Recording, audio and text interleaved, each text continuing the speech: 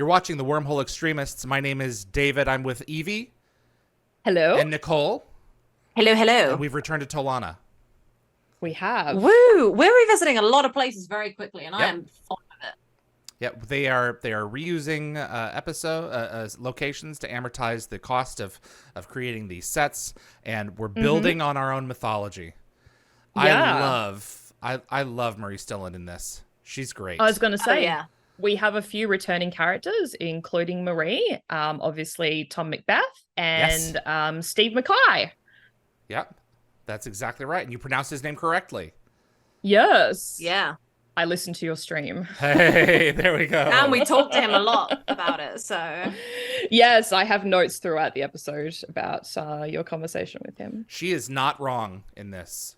Mm, Considering that their world was just obliterated a couple of years ago yes. by the same act of sharing technology. This is very recent for them. They're not going to make that mistake again, despite their arrogance.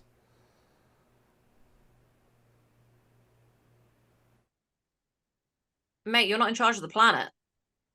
Mhm, Yeah. No. And you don't know what kinds of threats you're going to face. Yeah. Yes. And even then, our political leaders change. This is a good Yeah. episode that highlights, why the Tolan don't share again, but why it's not a good idea to share to the extent that the humans are asking for. Yeah, so I vaguely remember watching this episode for the first time and being so convinced by Jack's meltdown. I think my expression Yeah. was the same as Carter's, throughout this entire episode, Yeah, this where is she great. just looks completely shocked. Look at how he's. I mean, I this just looks. He's love this, convincing. Yeah. He is. I watched this the first time, and I'm like, there's no coming What is back he from doing? this. What he's Yeah. about to do, is just. And I love just how it just pops off. There we go. And he really doesn't attempt to cover his tracks either. He doesn't No. put the covering back on. No. And they would have cameras everywhere. Oh, yeah. So So, I love how what shot an they are, opening. right? That's a really Yeah, that's a It really is. It's ballsy so opening. fast. Two good ballsy it openings. is. So this is actually Jonathan Glasner's last written episode in 13 episodes. So sorry, he's done 13 episodes. This is his very last one ever. Okay. That he has a writing credit on. And this episode guest stars Christian, I think is Boucher, as Major Dean Newman. He later returns in season 5 as Raymond Gunn / Dr. Levant Christian in Boucher. Wormhole Extremists. Oh my god, that is him! It Yeah. is him. I didn't realize until I was researching this episode. Oh my god, I think he's such a different level and of hotness. as and as Terrell in the SGA episode Condemned in the second season. Yep. We've got I assume it's Lene Sharples as Lieutenant Claire Tobias. This is her only episode. Yep. And I found randomly that both Christian and Linnea worked on the blockbuster film Titanic. Wow. Which is kind of cool. I didn't know So they were Christian in was part of that. the additional crew, and Okay. Linnea was the group ADR director who's Okay. responsible for recording extra dialogue in the studio after filming. Yeah. I'm sorry, you've blown my mind, and I have to kind of go back to that for Wow. a second. You're saying that Daniel Jackson, the alternate version from Wormhole Extremists, is the Yes. hot bearded man in this episode? Yep. It's like when Yes. Michael Shanks got a beard, and I already thought it was love cute, this but then I thought it was scene. hot. Because Phew. it's like we've been called to the principal's office when he Yes. reveals Oh my god, the yeah, truth nothing of what worse he than did. this. And Yeah. he's watching SG1 to see, okay, how are they going to handle this? Yeah. Well, I actually love the symbolism of Daniel and Sam sitting opposite Jack at the table. It just shows how disapproving and disappointed they are. And Teal'c And doesn't know Teal'c what to sitting think. next to Jack. Well, Yeah. I think it's kind of important because I think he's showing his silent support because Jack has always had his back, even though he's committed far worse crimes himself in the past. Yeah. It's like, how long are you going to string this out, Jack? If this is really a psyop, just how long do you want to push their buttons? He's like, no, we're just going to... Ooh.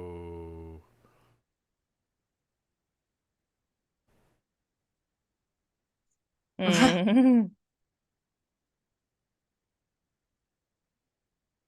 Wow. Oh my god.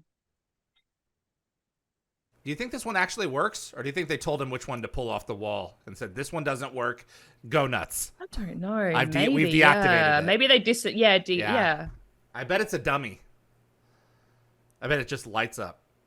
Or maybe Like in the gesture prop of good itself. faith, they gave them a good one. They gave them a good one and then Well, I were mean, like, if hey, we're, Yeah. we're being rob it. accused of stealing these things, do you really think the No, Tolans that's would fair. hand over another piece willingly? Yeah, well, I just loved How the many times have you quiver done in this? Hammond's voice there. Yeah, there's like a quiver like in his Yeah. voice. Like it's very subtle, but yeah, just speaks volumes about his thought process. Hmm. Urius And Tosh now said this episode faked me out so much it faked me out the second time. Until it doesn't. He just did his thing. he did the eyebrow raise.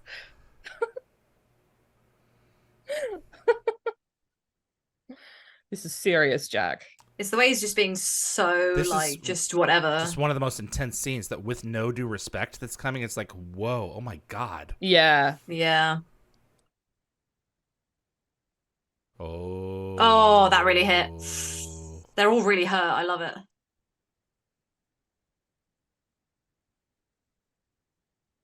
Mm. Oh shoot. Oh. Shoot indeed. There's a little nugget there for the rest of the episode. Yeah. What The other backup thing. program? Yeah. This is a tasty bit of acting. I will say, I think that the cast of SG1 are like honestly some really great actors. I feel like they don't get enough props. They don't get enough episodes where they get to stretch their acting legs. Yep. And Jack's not wrong. You know, if they come and wipe us out, are we going to feel glad that we didn't do everything within our within our physical ability to protect ourselves? Yeah. He's sounding awfully like Mayborn. Yeah. Mm-hmm. Oh shoot! Oh man, he's going. I like for that this broke. is so intense that David's on the verge of swearing repeatedly Yeah. because it's such a good episode. There's kind of a bit of a goof coming, but you need to listen carefully to the gate activating in the background, which Well, is going to be hard for David, who has no sound. Yeah. You enjoy it for me. I'll look at Daniel.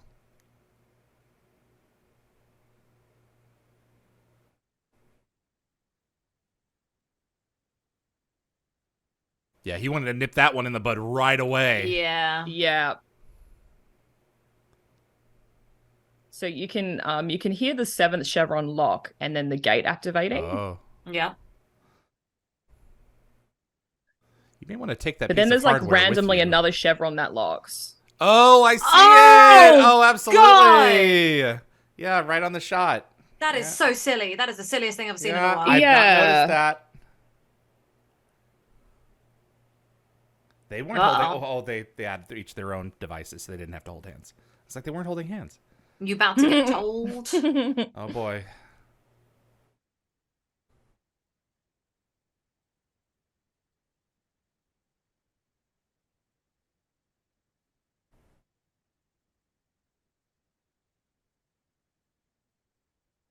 Yep.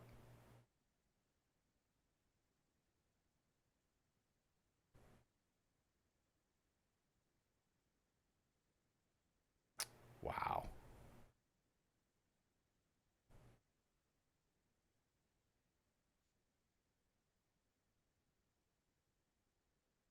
One person did this. We didn't do this. Mm.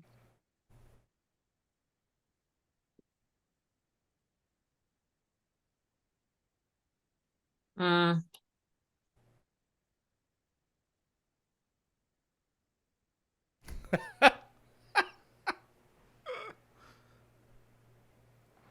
Except your attitude. Yeah. I love that. Must be his hormones. He can't just be in a bad mood. Can you imagine what Teal could have done if Jack had tried to get him out of the way? Wow. Yeah. Hammond said no. God, this is horrible.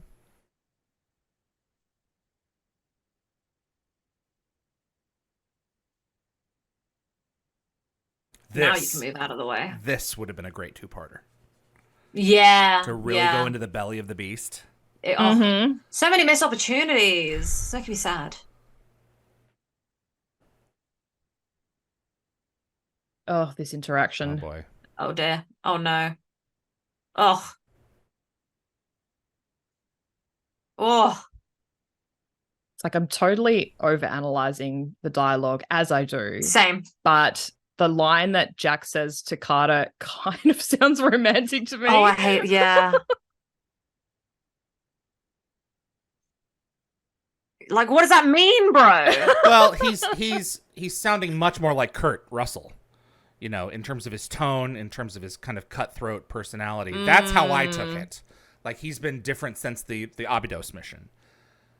Wow. Honestly, Evie, I still think about that line. Like, I do think about it. Now it's back in my head. What have you done? Like, did he just become softer around Sam? And now he's like being really mean again. And he's like, Kurt Russell's back, baby. So this is all a show for Teal'c. Yeah. Yeah, it really is.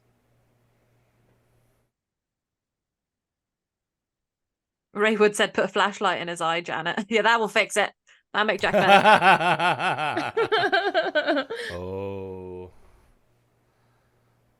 So Teal'c's not going to be this entertained until the vagina monologues several seasons later, like his own personal show.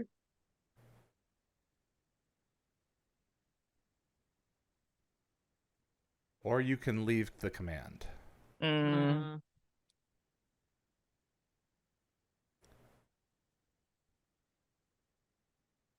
Hey, you were trying to retire for ages. This works. Well, this one, yeah.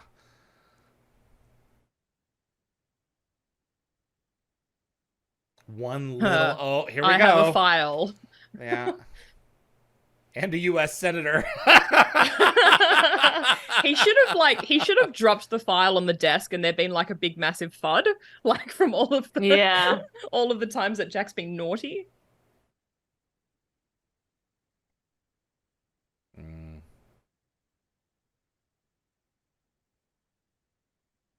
And this very much makes sense, you know. We acknowledge what you have done for this institution. So instead of prison, get out. Yeah. I do appreciate that. So I don't know anything about chess, but apparently there's a goof. No. What on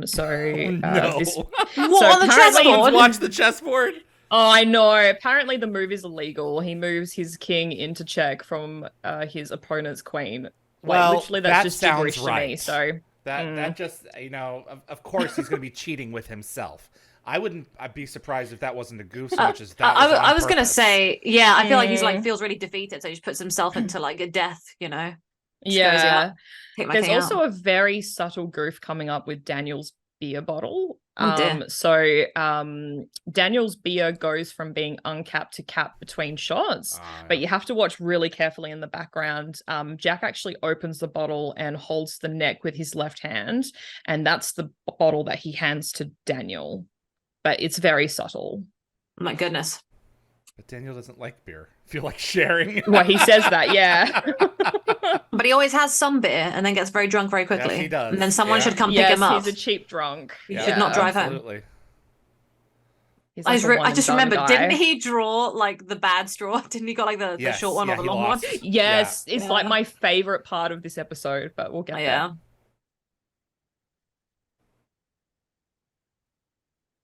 I think that's a Saturn V module. Right.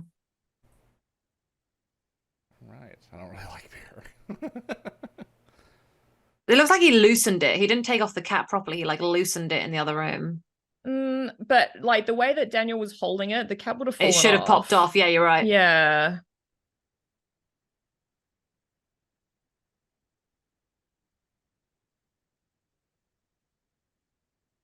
Oh boy.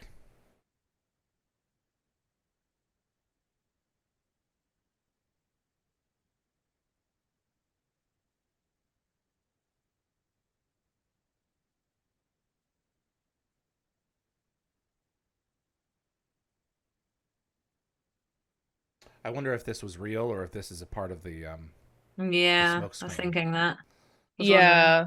Well, Jack thinks that the home is bugged. So yeah. It's just playing along. Yeah, I think that this is... I don't know about... Yeah. It makes I don't sense know that about this is a part the of off-world thing. Yeah. I think it's just... I mean, they would have had to have documentation for it to be...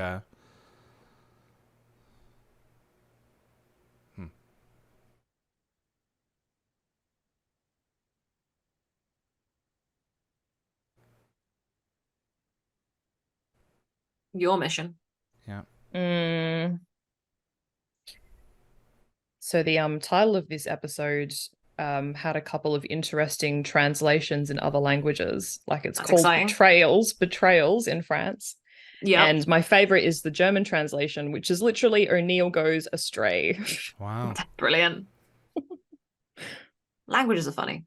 I love that it just things just don't translate. Yeah. Yeah. My mum has a rule. My mum is a Spanish. You know, she speaks English, but not too well. And she says that whatever thing she's watching, if it's like she wants to experience it in its original language, because something gets lost in translation. Oh yeah, that happens all the time. She speaks English okay, or she just speaks Spanish? She speaks English great. She's a Spanish speaker, but she speaks English well for someone because she's been here 20 years. Spanish is primarily her language. Yeah. Got it. First language, yeah. Yeah. Same for my grandmother and half my family. So it's always a bit of a, hey, hope you get this. This is hard. Yeah. Their relationship. Oh, the foundation. Is so mentioned beautiful. The foundation. Yes. Look at Michael. Heartbroken. Yeah, I think he's hurt. Yeah. I think they're all terrific actors, but for me, Michael Shanks, I think, is the one that gets to shine, I think, the most, in my opinion.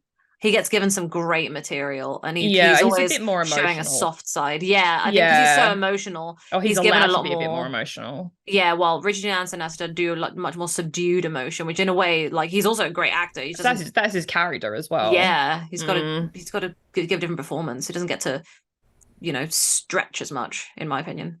Look who's back. It's Dirty Harry. It's a boo. It's good to be king. I would happily be one of his wives. I want some Gwango. Gwango.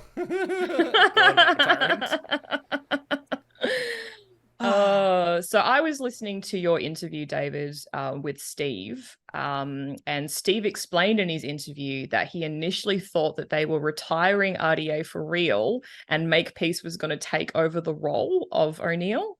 And Steve said that his heart sank and he was so disappointed when he read the script and he realized Makepeace's fate.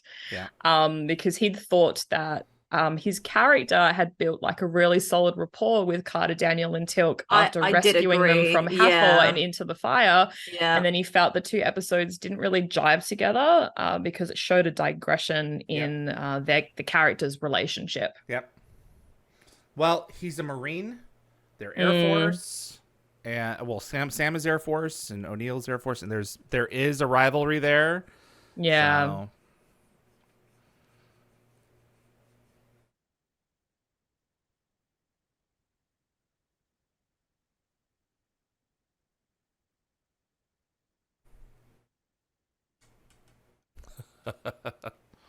Yep.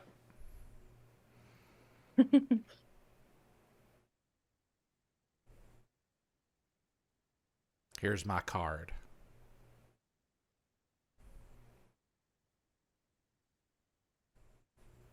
I'll page you any day, my dude. So for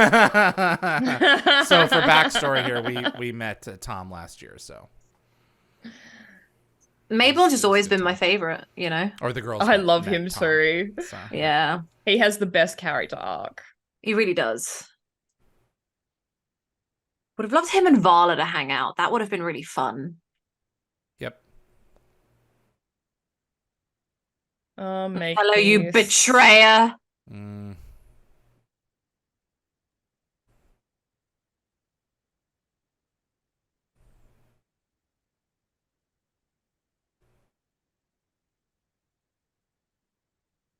Yeah, I think this is his fifth and final appearance. Yeah. Yep. Steve Mackay. Yep. I also found out in your interview with him that he has Polish ancestry like me. Yes. I'm so excited. Yep. That's why your skin is so wonderfully porcelain. You beautiful wench. Oh my god.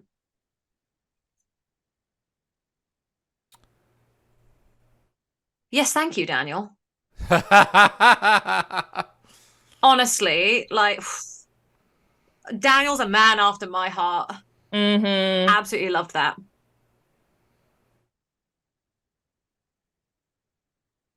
No, darling.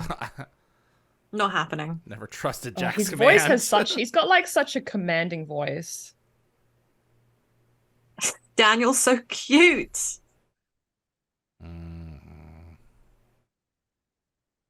Damn. No, I won't take that as a personal slight, Teal'c. I know you're just grieving right now. So we're just going to pretend that didn't happen. The way that Daniel managed to like have that kind of like a bit of a stab of hurt because, for Sam and then Jack, but then able to make that little jokey comment, it is really good at like saving the situation and trying to, kind of warm up to make peace a little bit. I think that was nice. Lowe's Cox says Daniel is all of us. Yeah, we all want to see Sam in charge. He deserves it. So this is issue 385 of Mad Magazine, which was released in June of 1999. Oh, Evie. It's about a year old. I was just thinking of your meme there, by the way, Evie. That was a funny meme you did. Yes. Everyone go to Instagram, Facebook, and Twitter to see it. So this music that he's listening to is Pagliacci, Yes. which means the clowns. Yep. And the title of the piece loosely translates to Put On Your Costume.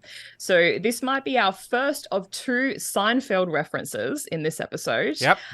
Because there's an episode of Seinfeld's 4th season called The Opera, which is basically one of my about favorites. Pagliacci. Yep. I know, he's so creepy. Joe Davola. And I think this piece was also chosen deliberately because Jack, in a way, kind of puts on a facade, a costume or a mask of sorts to expose the rogue NID, who are making a mockery of the SGC and what it stands for.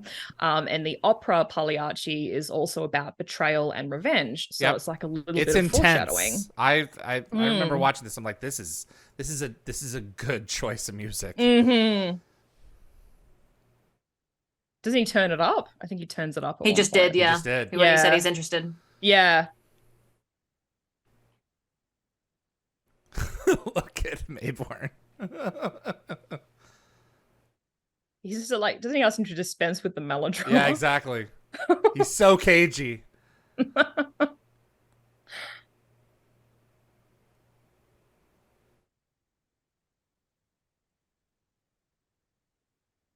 Brilliant.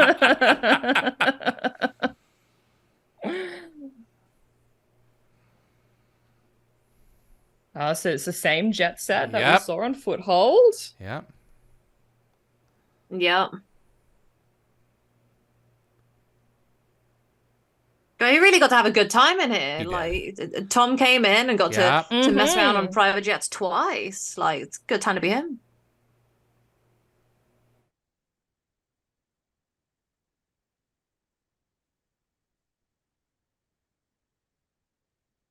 I just realized as well, this is also like wrapping up the Touchstone storyline, isn't it? Because Touchstone was the same little situation. bit, yeah. Which is great. Like we're pulling ID. back from season 2, and then we're still doing a bit of season 3 and continuing some of that stuff. It's what a good time in the show.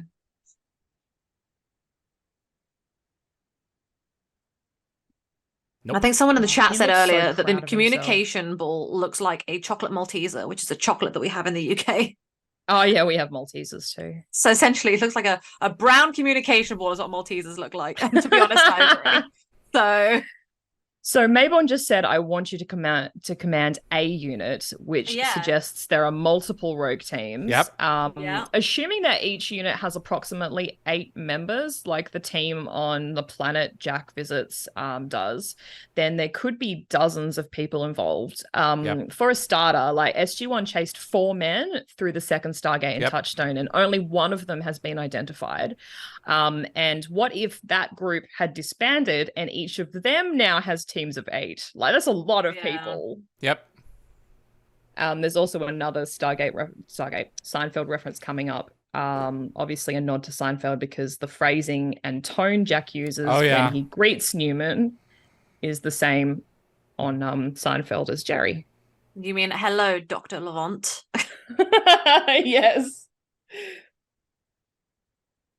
Or Raymond Gunn. Yeah. Or Christian, is it Boucher? Yeah. Christian Boucher. Yeah. Yeah. Gene Deanna quoted his entire line from 200, by the way. So Newman also just I think he apologized for returning fire in the Utah hangar in Touchstone, but none of the rogue agents actually fired a weapon. Yep. Nor was Christian Boucher there. No, he wasn't. And they do this again in with the what's it called? The Sentinel. Yeah, because he's not in that one, but they backsell that one as having the new actors, so they kind of do this again and again. Yeah, so. they did a recap, but they inserted a shot that wasn't actually part of the original episode. It was, I remember that. Fake shot. Yep. And it's one of the rare instances where they don't get the actors back to do these jobs, even though this actor comes back to play another part. So I think it's a matter of scheduling around the Sentinel. I'd say so. Yeah. I don't think they were available. Ugh. So Jafar. I know. It's like, be careful, Makepeace. Your racial bias is showing. Special. Yeah, special. Special bias is showing. I'd say species racism. Mm-hmm. So in a way, yes, you are correct. I love how they just let him walk back onto this base. No problem. Who cares? I'm sorry to hear that. That's too bad. Watching your neighbors through your telescope wasn't fun enough?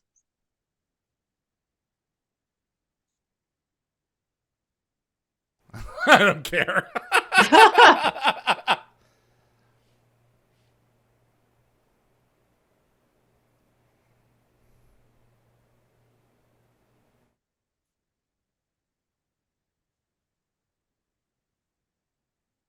Call back to the last episode. Whoop whoop. I found it super weird that we went right back in this episode. It was very It's shocking. all green there. Yeah, that was going to be my comment. Suspicious. Yeah, like they just moved to somewhere really green. Gate. Yeah, exactly.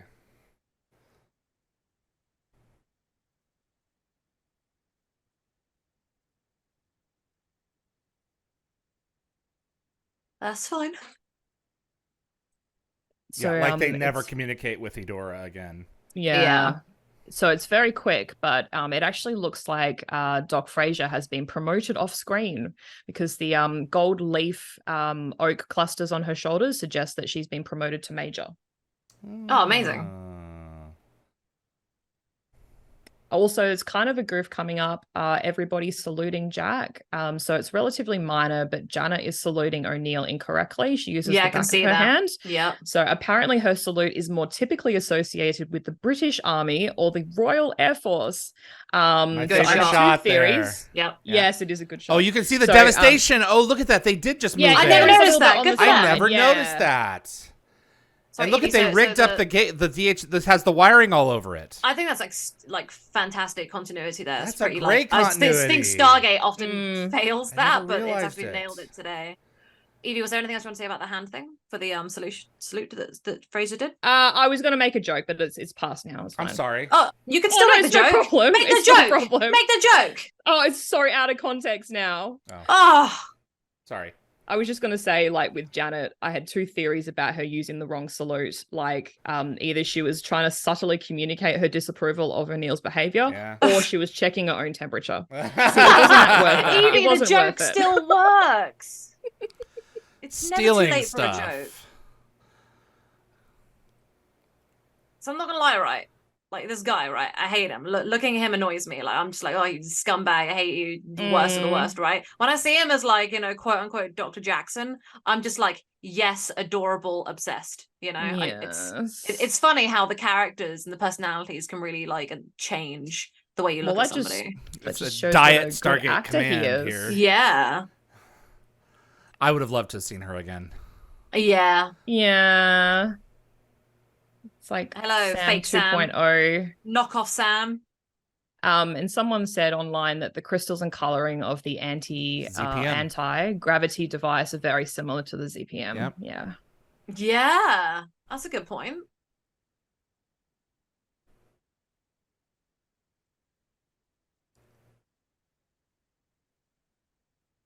You don't want to hear about it. You know you don't. Nope. Nope. Dumb it down.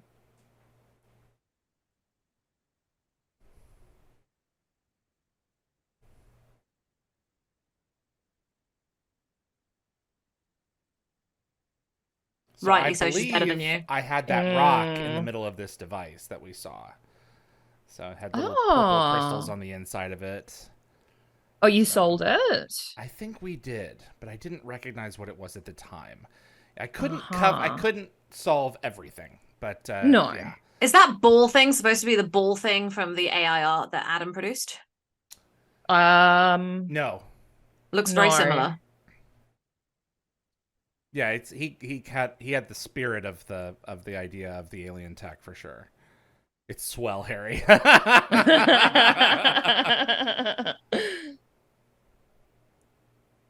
He would have had to have had connections. Senator Kinsey. I mean, there's money happening here. These people would have had to have been Yes. fed and paid.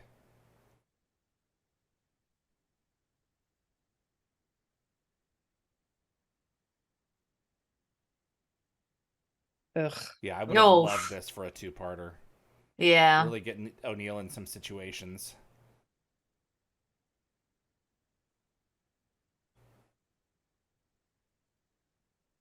They originally shot footage of the Tyranods, but we didn't really see them. Oh, is that There's the image that was on the yes, DVD cover? correct. Right. Yep, Yeah, because the I person hadn't Whoa! actually seen mention the of that. episode, and so they just used it. So That's a fantastic little fact. Mhm. Wow. Yeah.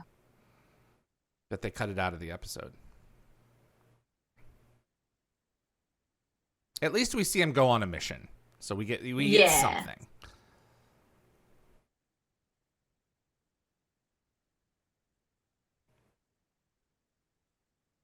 It's Asgard.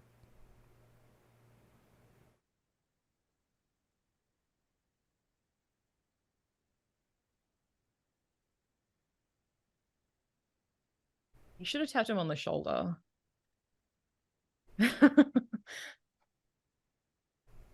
Put your gun down.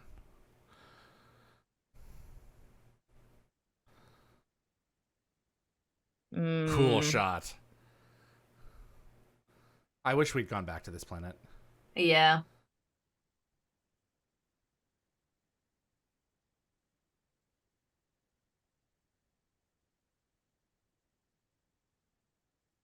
We got a mole. Oof.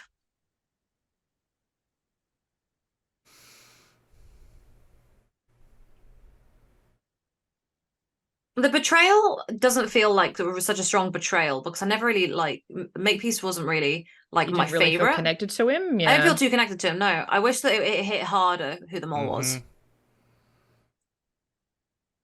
Well, Jack thinks for a brief second that is Teal'c. Oh my god, that did scare me. I will say. Oh my goodness. Yeah, me too. When I was a kid, I was like, whoa. And by kid, I mean I was thinking 14 at the time, a teen. I was like, oh. And I went, nah, I can't do that. It was fine. I think this is actually one of the last episodes I watched. Out of the whole show. Oh, really? Mhm. Yeah. Okay. Out of all of SG1, it was probably one of the last ones. Wow. I think maybe New Ground was the last one because I happened to have happened to catch the Crystal Skull and Nemesis on TV. I think this is probably the same location as the previous shot. Yeah. Oh, might be, yeah. There we go. So I think this is a good time to talk about Mayborn's timing. Yeah. So timing the sucked. mole is presumably feeding detailed information about the SGC's mission scheduling to Mayborn so he can orchestrate the drops. So why didn't he give O'Neill enough time to exit before SG1 arrived? Like, was the timing deliberate so O'Neill would see Makepeace in action? Like, this was the catalyst that brought down Mayborn's organization effectively. So at least in part, like, well, it saves Jack from giving his new team the excuse of why he was hanging back to see what was going on. And I love this suggestion here that it might be Teal. It's like, come on. Yes. Maybe the mission got like pulled forward. Yeah. To be sooner than expected. So I don't know. Well, I was kind of thinking that maybe Mayborn was way out of his depth, and this was kind of like self-sabotage. Like maybe he felt like he needed protection from the NID. So if they were exposed, then he'd be incarcerated, but you know, like protected. Do you know what I mean? Yeah.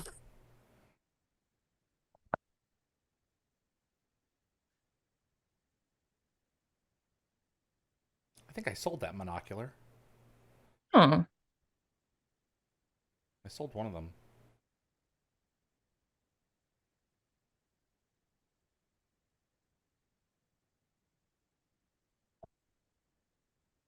There we go.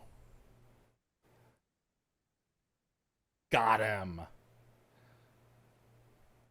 Well, you know, and it's lucky there's only one, because if there was more than one, he would have had a serious problem.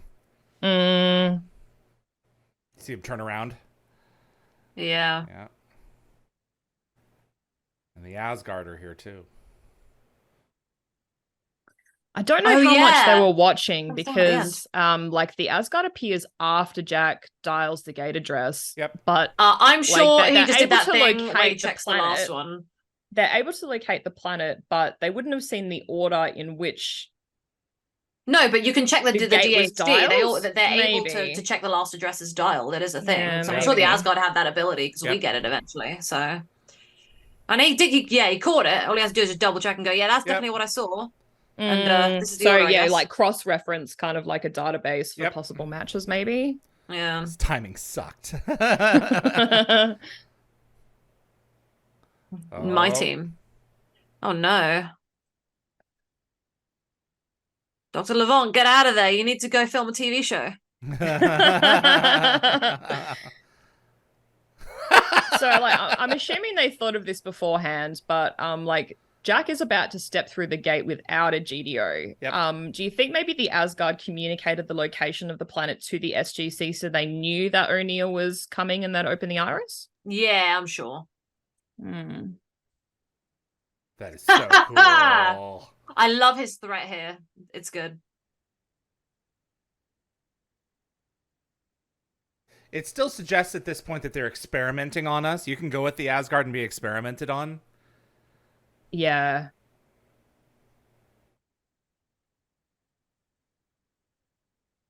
I think they understand that very subtle threat because they all yeet through that gate pretty quickly. Yep.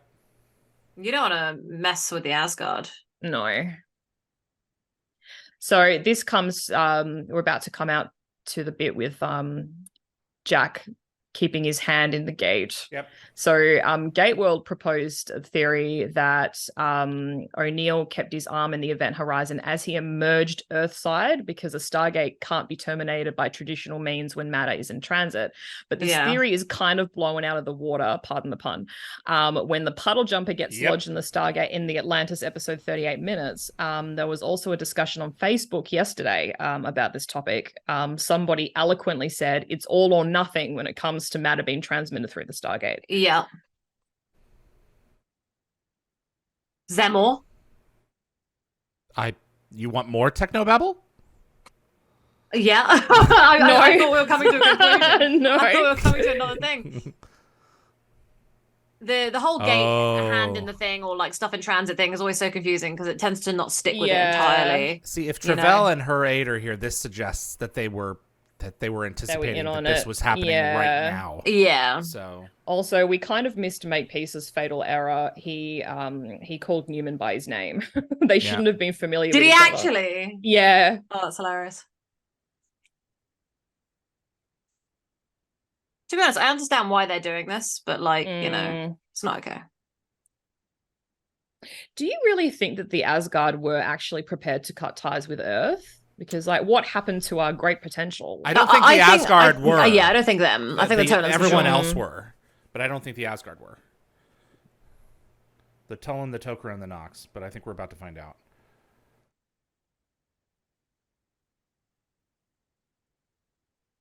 Which you worked very hard on. Poor guy.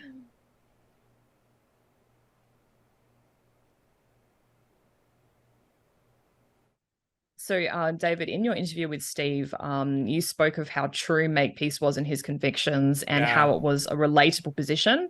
Makepeace had fought in the trenches, and he just wanted to kind of like protect his guys like any good leader or human would. I've got to respect it, And he would be viewed as he could be viewed as a patriot, whether you agree with his tactics or not. It's shades of gray. So the Tok'ra were not going to break communications with us. Everyone else was. No. But that's a really good interview. I suggest that if you're interested in this moral paradigm that you go and watch my interview with Steve McKay, because we talk about that. So you do for a while. If you take Makepeace sort of as a whole, Yeah, well, after reflecting on the scope of Makepeace's position, his experiences, and like the ramifications, Steve kind of eventually agreed with you.